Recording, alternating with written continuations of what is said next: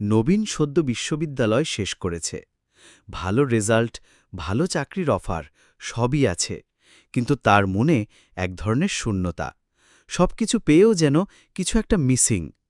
একদিন হঠাৎ সে সিদ্ধান্ত নেয়, নিজেকে খুঁজতে একা একা রওনা দেবে বান্দরবানের দিকে। ব্যাগে কিছু জামা, একটি ডায়েরি আর মায়ের দেওয়া একজোড়া পুরনো স্যান্ডেল, এই নিয়েই তার যাত্রা শুরু।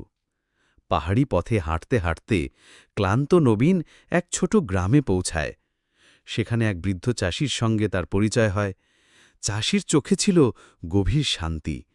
নবীন অবাক হয়ে জিজ্ঞেস করে, চাচা, আপনি তো কিছুই পান না শহরের মতো, না বড় চাকরি, না বিলাসিতা, এত শান্তি পান কিভাবে? বৃদ্ধ হেসে বলল, আমি যা পাই তা নিয়েই সন্তুষ্ট। প্রতিদিন সূর্য ওঠে, আমি ক্ষেত করি, সন্ধ্যায় নাতিদের গল্প বলি। জীবন মানে শুধু পাওয়া নয়, উপলব্ধি করাও। সেই রাতে নবীন কাঁচা ঘরের মাটিতে শুয়ে প্রথমবার অনুভব করল, শান্তি বাইরে নয়, ভেতরে খুঁজতে হয়। যখন সে শহরে ফিরে এলো, তার জীবন বদলে গিয়েছিল।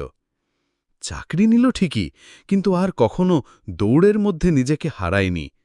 মাঝে মাঝে ছুটির দিনে সে গ্রামের পথে হাঁটে, মানুষের সঙ্গে কথা বলে আর নিজের ভেতরটা পরিষ্কার করে নেয়।